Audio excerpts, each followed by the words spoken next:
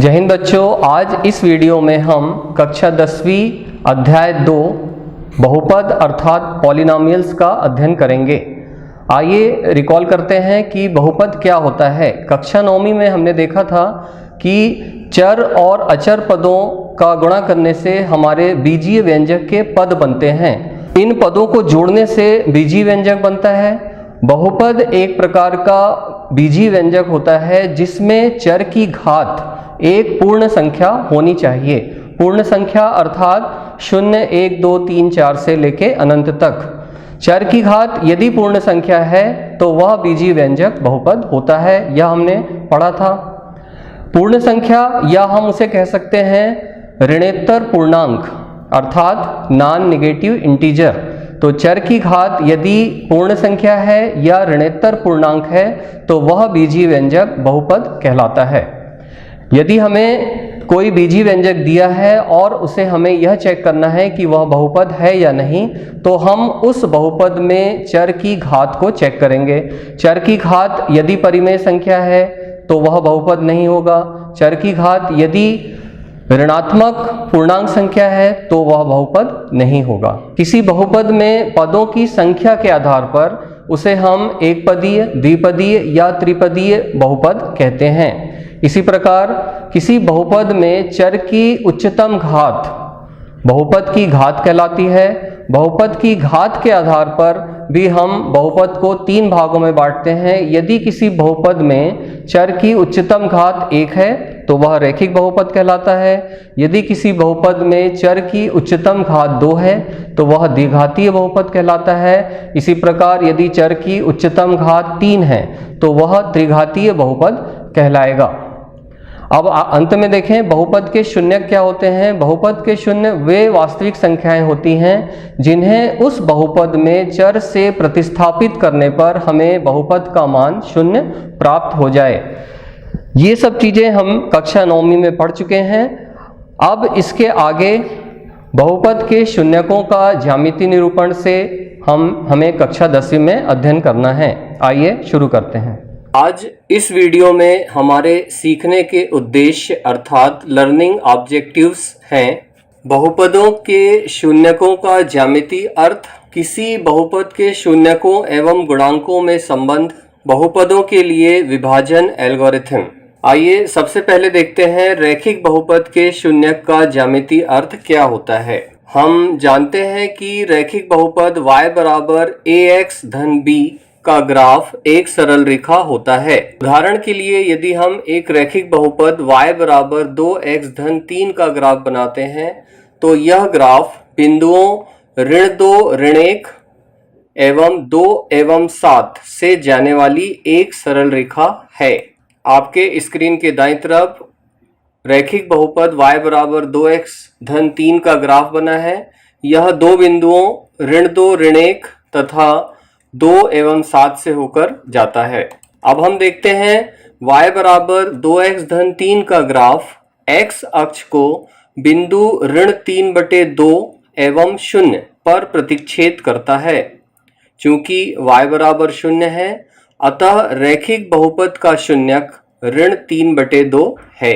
हम कह सकते हैं रैखिक बहुपद का शून्यक उस बिंदु का x निर्देशांक होता है जहां रैखिक बहुपद का ग्राफ x अक्ष को प्रतिच्छेद करता है। आइए अब द्विघात बहुपद के शून्यक का ज्यामितीय अर्थ समझते हैं। द्विघात बहुपद ax वर्ग धन bx धन c जहां a का मान 0 नहीं है के शून्यक उन बिंदुओं के x निर्देशांक होते हैं जहां द्विघात बहुपद का ग्राफ, जो कि एक परवलय होता है, x अक्ष को प्रतिच्छेद करता है। द्विघात बहुपद x वर्ग ऋण 3x ऋण 4 का ग्राफ हम x के कुछ मानों के संगत y बराबर x वर्ग ऋण 3x ऋण 4 के कुछ मानों को लेते हैं जैसा हमें सारणी में दिया है। यदि हम x का मान ऋण 2 लेते हैं तो हमें y बराबर 6 प्राप्त होता है। इसी प्रकार x के विभिन्न मान लेकर हम y के अलग अलग मान प्राप्त करते हैं। ग्राफ बनाने पर हमें इस प्रकार का ग्राफ प्राप्त होता है जो कि परवलयाकार आकृति कहलाती है।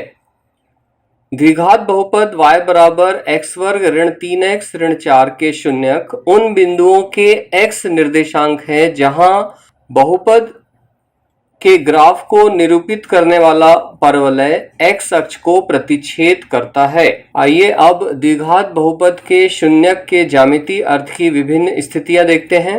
द्विघात बहुपद ax वर्ग धन bx धन c जबकि a शून्य के बराबर नहीं है के शून्यक उन बिंदुओं के x निर्देशांक हैं जहां द्विघात बहुपद का ग्राफ x अक्ष को प्रतिच्छेद करता है।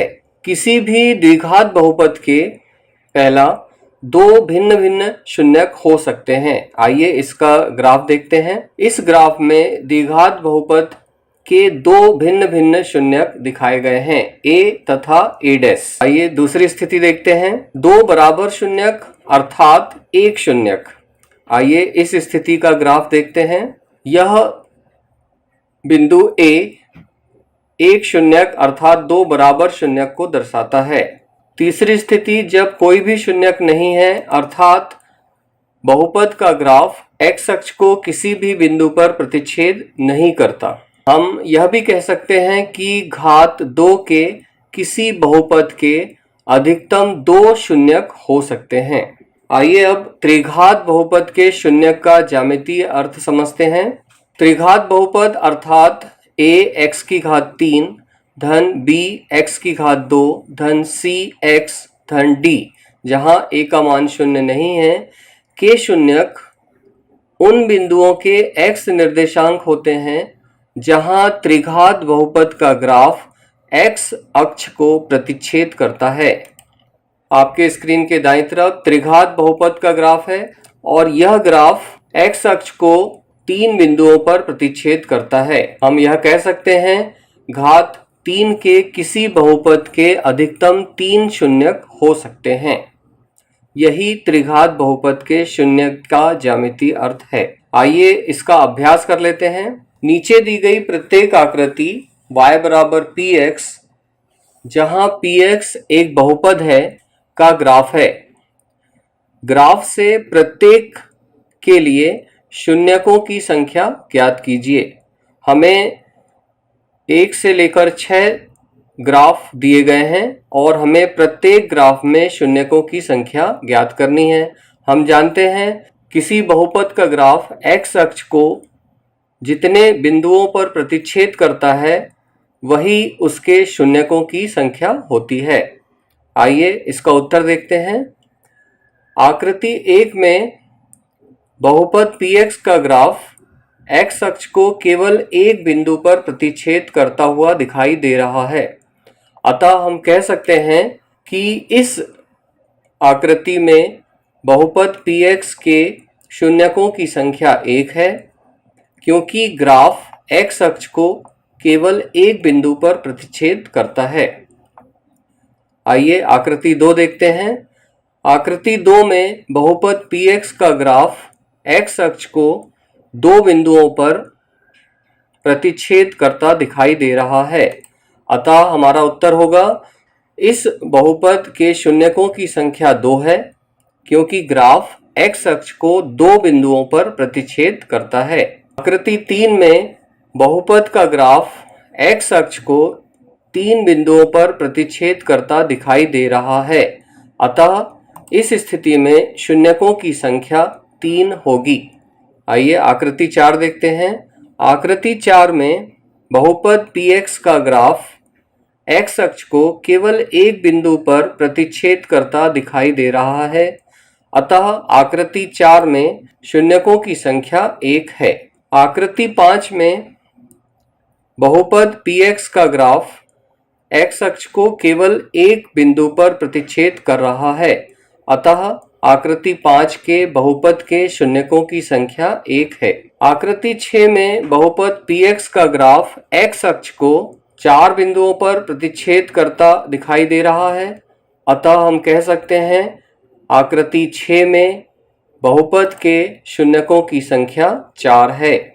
आइए इसका एक बार और अभ्यास कर लें। पुनः नीचे दी गई प्रत्येक आकृति y बराबर px जहां px एक बहुपद है का ग्राफ है। ग्राफ से प्रत्येक के लिए शून्यकों की संख्या ज्ञात कीजिए। पुनः हमें 1 से लेकर 6 तक बहुपद के ग्राफ दिया हुआ है। हमें इन ग्राफ की सहायता से प्रत्येक बहुपद के शून्यकों की संख्या ज्ञात करना है। हम जानते हैं किसी बहुपद का ग्राफ x अक्ष को जितने बिंदुओं पर प्रतिच्छेद करता है वही उसके शून्यकों की संख्या होती है। आकृति 1 में देखिए, बहुपद का ग्राफ x अक्ष को किसी भी बिंदु पर प्रतिच्छेद करता हुआ नहीं दिखाई दे रहा है। अतः हम कह सकते हैं आकृति 1 में बहुपद के ग्राफ के शून्यकों की संख्या 0 है, क्योंकि ग्राफ x अक्ष को प्रतिच्छेद नहीं करता है। आकृति 2 में बहुपद px का ग्राफ x अक्ष को केवल एक बिंदु पर प्रतिच्छेद करता दिखाई दे रहा है, अतः शून्यकों की संख्या 1 है, क्योंकि ग्राफ x अक्ष को केवल एक बिंदु पर प्रतिच्छेद करता है। आकृति 3 में बहुपद px का ग्राफ x अक्ष को 3 बिंदुओं पर प्रतिच्छेद करता है, अतः शून्यकों की संख्या 3 है। आकृति 4 में बहुपद px का ग्राफ x अक्ष को 2 बिंदुओं पर प्रतिच्छेद करता दिखाई दे रहा है, अतः शून्यकों की संख्या 2 है। आकृति 5 में x अक्ष का 4 बार प्रतिच्छेद हो रहा है, अतः इस स्थिति में शून्यकों की संख्या 4 है।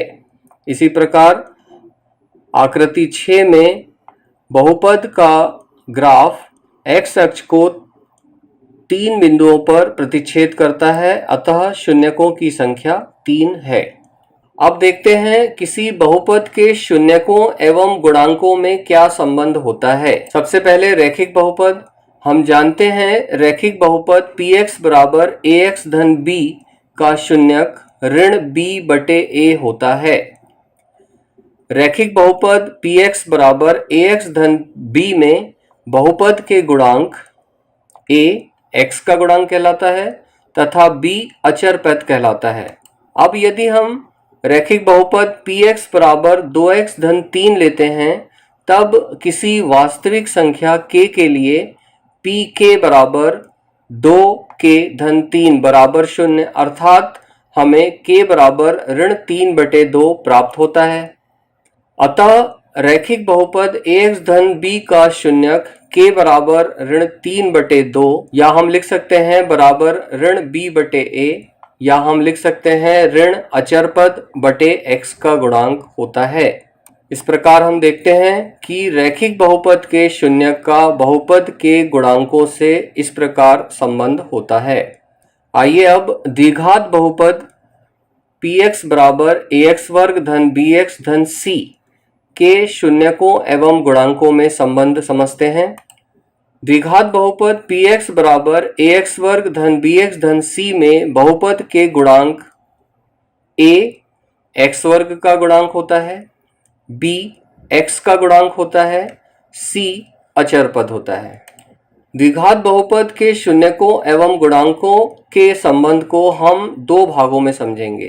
प्रथम भाग में हम द्विघात बहुपद के शून्यक ज्ञात करना मध्य पद को 2 भागों में विभक्त करके समझेंगे, एवं भाग 2 में हम द्विघात बहुपद के शून्यकों एवं गुणांकों में संबंध स्थापित करेंगे।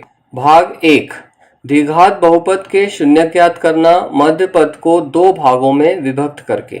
आइए इसका अभ्यास करते हैं। एक द्विघात बहुपद माना 2x की घात 2 ऋण 8x धन 6 है। मध्य पद को 2 भागों में विभक्त करना हमने कक्षा 9वीं में सीखा है। यहाँ हमें मध्य पद ऋण 8x को 2 ऐसे पदों के योग के रूप में विभक्त करना है जिनका गुणनफल 6 गुणित 2 अर्थात 12 होना चाहिए। अतः हम लिखते हैं 2x वर्ग ऋण 8x धन 6 बराबर 2x वर्ग ऋण 6x ऋण 2x धन 6। यहाँ हमने मध्य पद ऋण 8x को ऋण 6x और ऋण 2x अर्थात 2 भागों में लिखा है। प्रथम 2 पदों में हमें 2x तथा अंतिम दो पदों में हमें ऋण 2 उभयनिष्ठ मिलता है। इस चरण में हमें x ऋण 3 तथा 2x ऋण 2 उभयनिष्ठ मिलते हैं। यदि हम 2x ऋण 2 में से 2 उभयनिष्ठ लेते हैं तो हमें गुणनखंड प्राप्त होते हैं 2 गुणित x ऋण 1 गुणित x ऋण 3। अब बहुपद का मान शून्य होगा जब x ऋण 1 बराबर शून्य हो अर्थात x बराबर 1 हो, या जब x ऋण 3 बराबर शून्य हो अर्थात x बराबर 3 हो। अतः द्विघात बहुपद 2x वर्ग ऋण 8x धन 6 के शून्यक 1 और 3 हैं। इस प्रकार हम मध्य पद को दो भागों में विभक्त करके द्विघात बहुपद के शून्यक ज्ञात करते हैं। आइए इसका एक बार और अभ्यास करें। एक द्विघात बहुपद माना 3x वर्ग धन 5x ऋण 2 है। यहाँ हमें मध्य पद 5x को दो ऐसे पदों के योग के रूप में विभक्त करना है जिनका गुणनफल 3 गुणित 2 अर्थात 6 हो। अतः हम लिखते हैं 3x वर्ग धन 5x ऋण 2 बराबर 3x वर्ग धन 6x ऋण x ऋण 2। यहाँ हमने मध्य पद 5x को धन 6x ऋण x दो पदों के रूप में विभक्त करके लिखा है। अगले चरण में प्रथम दो पदों में से हमें 3x तथा अंतिम दो पदों में से हमें ऋण 1 उभयनिष्ठ मिलता है। चरण 2 में हमें x धन 2 उभयनिष्ठ मिलता है तथा शेष 3x ऋण 1 बचता है। अतः बहुपद का मान शून्य होगा जब 3x ऋण 1 बराबर शून्य अर्थात x बराबर 1/3, या जब x धन 2 बराबर शून्य तब x बराबर ऋण 2। अतः द्विघात बहुपद 3x वर्ग धन 5x ऋण 2 के शून्यक 1/3 और ऋण 2 हैं। इस प्रकार हम द्विघात बहुपद के शून्यक मध्य पद को दो भागों में विभक्त करके ज्ञात कर लेते हैं। अब हम भाग 2 में द्विघात बहुपद के शून्यकों एवं गुणांकों में संबंध स्थापित करेंगे। आइए इसे समझते हैं। अभी हमने द्विघात बहुपद 2x वर्ग ऋण 8x धन 6 के शून्यक 1 और 3 ज्ञात किए हैं। यदि हम शून्यकों का योग प्राप्त करते हैं तो यह हमें 4 प्राप्त होता है, जिसे हम ऋण 8/2 लिख सकते हैं अर्थात शून्यकों का योग बराबर होगा ऋण x का गुणांक बटे x वर्ग का गुणांक। इसी प्रकार शून्यकों का गुणनफल 1 गुणित 3 अर्थात 3 होगा, जिसे हम 6/2 लिखते हैं अर्थात अचर पद बटे x वर्ग का गुणांक। आइए एक बार और समझते हैं। द्विघात बहुपद 3x वर्ग धन 5x ऋण 2 के शून्यक 1/3 और ऋण 2 अभी हमने मध्य पद को दो भागों में विभक्त करके ज्ञात किए हैं। अब शून्यकों का योग और गुणनफल देखते हैं। शून्यकों का योग होगा ऋण 5/3 अर्थात ऋण x का गुणांक बटे x वर्ग का गुणांक। शून्यकों का गुणनफल होगा ऋण 2/3 अर्थात अचर पद बटे x वर्ग का गुणांक। अतः हम कह सकते हैं कि यदि द्विघात बहुपद ax वर्ग धन bx धन c है, जिसके दो शून्यक अल्फा तथा बीटा हैं, तो शून्यकों का योग अर्थात अल्फा धन बीटा बराबर ऋण b/a अर्थात ऋण x का गुणांक बटे x वर्ग का गुणांक होता है, तथा शून्यकों का गुणनफल अल्फा बीटा बराबर c/a अर्थात अचर पद बटे x वर्ग का गुणांक होता है। आइए इसका अभ्यास करते हैं। प्रश्न है द्विघात बहुपद x वर्ग धन 7x धन 10 के शून्यक ज्ञात कीजिए और शून्यकों एवं गुणांकों के बीच के संबंध के सत्यता की जांच कीजिए। पहले हम द्विघात बहुपद के मध्यपद को दो भागों में विभक्त करके उसके गुणनखंड ज्ञात करते हैं। हम पाते हैं x वर्ग धन 7x धन 10 बराबर x धन 5 गुणित x धन 2। अतः बहुपद का मान शून्य होगा जब x बराबर ऋण 5 तथा x बराबर ऋण 2। इसलिए द्विघात बहुपद x वर्ग धन 7x धन 10 के शून्यक ऋण 2 और ऋण 5 हैं। शून्यकों का योग ऋण 7 है अर्थात ऋण x का गुणांक बटे x वर्ग का गुणांक। इसी प्रकार शून्यकों का गुणनफल 10 है अचर पद बटे x वर्ग का गुणांक। इस प्रकार शून्यकों एवं गुणांकों के बीच के संबंध की सत्यता की जांच की जाती है। एक अन्य अभ्यास प्रश्न देखते हैं। एक द्विघात बहुपद ज्ञात कीजिए जिसके शून्यकों का योग तथा गुणनफल क्रमशः ऋण 3 और 2 है। आइए इसका हल देखते हैं। माना द्विघात बहुपद ax वर्ग धन bx धन c है और इसके शून्यक अल्फा और बीटा हैं। तो हम जानते हैं अल्फा धन बीटा बराबर ऋण b बटे a बराबर ऋण 3 बटे 1 दिया गया है। इसी प्रकार अल्फा गुणित बीटा बराबर c बटे a होता है और बराबर 2 बटे 1 दिया है। हम पाते हैं कि यदि a बराबर 1 है तो b बराबर 3 और c बराबर 2 होगा। अतः एक द्विघात बहुपद जिसमें दी गई शर्तें संतुष्ट होती हैं x वर्ग धन 3x धन 2 है। इस प्रकार हम यदि हमें बहुपद के शून्यकों का योग तथा गुणनफल दिया है तो हम उस द्विघात बहुपद को ज्ञात कर सकते हैं। अब हम देखते हैं बहुपदों के लिए विभाजन एल्गोरिथम क्या होता है। हमने देखा था सामान्य विभाजन प्रक्रिया में भाज्य बराबर भाजक गुणित भागफल धन शेषफल होता है। इसी परिणाम को हमने अध्याय 1 में यूक्लिड विभाजन प्रमेयिका के नाम से देखा था। हम जानते हैं यदि दो धनात्मक पूर्णांक a तथा b लें तथा भागफल q तथा शेषफल r लें तो यह संबंध निम्नानुसार होता है। a बराबर bq धन r जहां r का मान 0 से बड़ा अथवा बराबर तथा b से छोटा होता है। इसी प्रकार एक बहुपद को दूसरे बहुपद से भाग देकर भागफल तथा शेषफल ज्ञात किया जा सकता है एवं उपरोक्त संबंध को बहुपदों के लिए भी सिद्ध किया जा सकता है। यदि px और gx कोई दो बहुपद हैं जहां gx का मान 0 नहीं है तो हम बहुपद qx और rx ऐसे प्राप्त कर सकते हैं कि px बराबर gx गुणित qx धन rx, जहां rx बराबर 0 है अथवा rx की घात छोटी है gx की घात से। यह निष्कर्ष बहुपदों के लिए विभाजन एल्गोरिथम कहलाता है। आइए इसका अभ्यास करते हैं। हमें त्रिघात बहुपद ऋण x की घात 3 धन 3 x की घात 2 ऋण 3x धन 5 को ऋण x की घात 2 धन x ऋण 1 से भाग देना है और विभाजन एल्गोरिथम की सत्यता की जांच करनी है। आइए इसका हल देखते हैं। भाग देने की प्रक्रिया में भागफल का प्रथम पद हमें x प्राप्त होता है। पुनः हमें भागफल का दूसरा पद ऋण 2 प्राप्त होता है तथा शेषफल 3 प्राप्त होता है। शेषफल 3 प्राप्त होने पर हम रुकते हैं क्योंकि शेषफल 3 की घात 0 भाजक की घात 2 से कम है।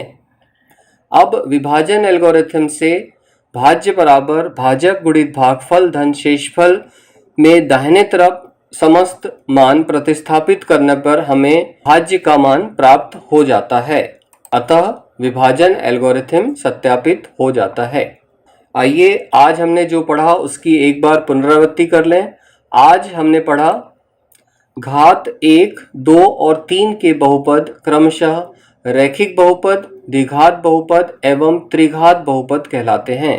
एक द्विघात बहुपद ax वर्ग धन bx धन c जहां a, b, c वास्तविक संख्याएं हैं और a का मान 0 नहीं है के रूप का होता है। एक बहुपद px के शून्यक उन बिंदुओं के x निर्देशांक होते हैं जहां y बराबर px का ग्राफ x अक्ष को प्रतिच्छेद करता है। एक द्विघात बहुपद के अधिक से अधिक 2 शून्यक हो सकते हैं और त्रिघात बहुपद के अधिक से अधिक 3 शून्यक हो सकते हैं। यदि द्विघात बहुपद ax वर्ग धन bx धन c के शून्यक अल्फा और बीटा हो तो अल्फा धन बीटा बराबर ऋण b बटे a तथा अल्फा गुणित बीटा बराबर c बटे a होता है। विभाजन एल्गोरिथम के अनुसार दिए गए बहुपद px और gx के लिए दो ऐसे बहुपदों qx rx का अस्तित्व है कि px बराबर gx गुणित qx धन rx होता है। आइए कुछ पुनरावृत्ति प्रश्न कर लेते हैं। हमें सत्य और असत्य कथन बताना है। पहला देखते हैं। एक द्विघात बहुपद ax वर्ग धन bx धन c के रूप का होता है जहां a, b, c वास्तविक संख्याएं हैं और a का मान शून्य नहीं है। कथन सत्य है। दूसरा देखते हैं, वर्गमूल x धन 2 एक बहुपद है। हमने देखा था बहुपद में चर x की घात एक पूर्ण संख्या अर्थात ऋणोत्तर पूर्णांक होना चाहिए, जो कि यहाँ नहीं है, अतः कथन असत्य है। तीसरा देखिए, बहुपद px में x की उच्चतम घात बहुपद की घात कहलाती है। कथन सत्य है। चौथा देखिए, द्विघात बहुपद में केवल एक शून्यक हो सकता है। कथन असत्य है, क्योंकि द्विघात बहुपद में अधिकतम 2 शून्यक हो सकते हैं। अंतिम देखिए, एक वास्तविक संख्या के बहुपद px का शून्यक कहलाती है यदि p के बराबर शून्य है। कथन सत्य है। एक शब्द या एक वाक्य में उत्तर दीजिए। पहला देखिए, रैखिक बहुपद की घात कितनी होती है? हम जानते हैं रैखिक बहुपद की उच्चतम घात 1 होती है। px बराबर gx गुणित qx धन rx, यह निष्कर्ष क्या कहलाता है? हम जानते हैं यह विभाजन एल्गोरिथम है। तीसरा, यदि ax वर्ग धन bx धन c के शून्यक अल्फा और बीटा हो तो अल्फा धन बीटा का मान क्या होगा? हम जानते हैं यह ऋण b बटे a होता है। चौथा, यदि ax वर्ग धन bx धन c के शून्यक अल्फा और बीटा हो तो अल्फा गुणित बीटा का मान क्या होगा? c बटे a सही उत्तर होगा। त्रिघात बहुपद के अधिकतम कितने शून्यक हो सकते हैं? हम जानते हैं इसका उत्तर 3 है। रिक्त स्थानों की पूर्ति करें। प्रश्न 1 देखिए, x ऋण 1 x ऋण 2 के शून्यक होंगे। यदि हम x ऋण 1 बराबर 0 रखते हैं तो हमें x बराबर 1 तथा x बराबर 2 प्राप्त होता है, अतः सही उत्तर होगा 1 एवं 2। दूसरा देखिए, दो बहुपदों का योग, हम जानते हैं दो बहुपदों का योग एक बहुपद होता है। तीसरा देखिए, ax वर्ग धन bx धन c एक खाली स्थान बहुपद का उदाहरण है, यह द्विघात बहुपद का उदाहरण है। चौथा देखिए, चर के वे मान जिनको बहुपद में प्रतिस्थापित करने पर बहुपद का मान शून्य हो जाता है वे बहुपद के शून्यक कहलाते हैं। पांचवा देखिए, रैखिक बहुपद के अधिकतम कितने शून्यक हो सकते हैं? हम जानते हैं रैखिक बहुपद के अधिकतम 1 शून्यक हो सकते हैं। बच्चों, आज इस वीडियो में हमने बहुपदों का ग्राफीय ज्यामितीय निरूपण इस वीडियो में देखा। हमने देखा कि रैखिक बहुपद का ग्राफ एक सरल रेखा होता है, जबकि द्विघातीय बहुपद का ग्राफ परवलयीय होता है। बहुपद का शून्यक हमें यह बताता है कि x अक्ष पर चूंकि y का मान शून्य होता है, अतः बहुपद का ग्राफ x अक्ष को जिस बिंदु पर प्रतिच्छेद करता है वह बिंदु बहुपद का शून्यक होता है। इसी प्रकार यदि हमें कोई चतुर्थ घात का बहुपद दिया हुआ है और उसके 2 शून्यक हमें दिए हैं, हम जानते हैं कि चतुर्थ घातीय बहुपद के 4 शून्यक होंगे। यदि उनमें से हमें 2 शून्यक दिए हुए हैं तो शेष 2 शून्यक ज्ञात करने के लिए हम 2 दिए हुए शून्यकों का गुणा करके उस बहुपद का एक गुणक प्राप्त कर लेंगे। अब यदि इस गुणक से हम उस बहुपद को विभाजन एल्गोरिथम की सहायता से विभाजित करेंगे तो निश्चित ही हमें शेषफल 0 प्राप्त होगा और जो भागफल हमें प्राप्त होगा वह द्विघाती बहुपद के रूप का होगा। अब हम इस द्विघाती बहुपद के मध्य पद को 2 भागों में विभक्त कर उस चतुर्थ घाती बहुपद के शेष 2 शून्यक भी ज्ञात कर सकते हैं। इसी प्रकार यदि तृतीय घात का बहुपद हमें दिया है जिसका 1 शून्यक हमें दिया है, तो उस शून्यक के गुणक से यदि हम बहुपद को विभाजन एल्गोरिथम की सहायता से विभाजित करते हैं तो भी हमें भागफल के रूप में एक द्विघातीय बहुपद प्राप्त होगा और उस द्विघातीय बहुपद से मध्य पद को 2 भागों में विभक्त कर हम शेष 2 शून्यक ज्ञात कर सकते हैं।